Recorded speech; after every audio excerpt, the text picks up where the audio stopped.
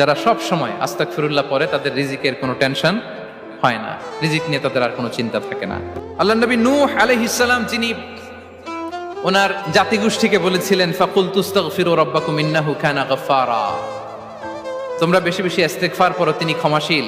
ইস্তেগফার করলে কি হবে? ইউরসিলিস সামাআ আলাইকুম মিদরারা, রহমতের বৃষ্টি বর্ষণ হবে, তোমাদের জমিগুলো উর্বর হবে। ওয়া ইউমদিদুকুম বিআমওয়ালি ওয়া বানিন, আল্লাহ তাআলা তোমাদেরকে সম্পদে বারাকা দিবেন, সন্তানে বারাকা দিবেন। ওয়া ইয়াজআল লাকুম জান্নাতিন ওয়া ইয়াজআল লাকুম আনহারা, তোমাদের ফসল ক্ষেতগুলো সবুজ শ্যামল হয়ে ভরপুর হবে, তোমাদের রিজিকে বারাকা নেমে আসবে। তাহলে আমরা যেন বেশি বেশি ইস্তেগফার করি।